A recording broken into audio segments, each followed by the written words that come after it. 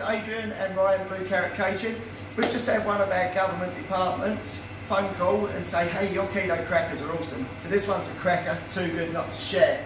So Ryan's going to go through it. So all you do, you get a bowl, you're going to go in with a cup of chia seeds, 2 eggs, whole eggs, pinch of salt, we use sea salt. Here it goes. 1 cup of Parmesan cheese, you can buy that grated from any decent deli. Some toasted sesame seeds, about 50 gram in she goes.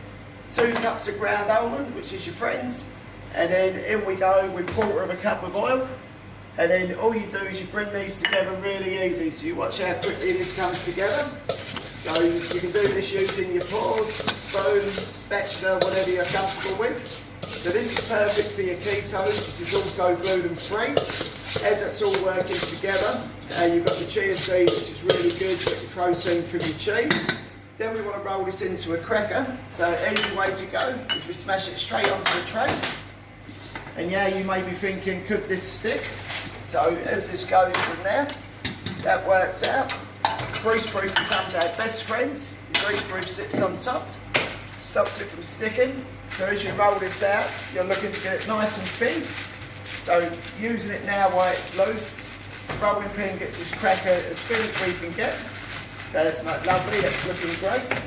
Then what we do, that top piece of grease paper comes off. And that goes into the oven for 12 minutes. So that's good way, that's happy. So that goes into the oven for 12 minutes, which comes out like this one that's cooked. And then the beauty of this, we've got gluten free, we've got keto, beautiful crunch into there, big fella. There we go, keto crackers, simple as that, 15 minutes start to finish, nice and crunchy, enjoy.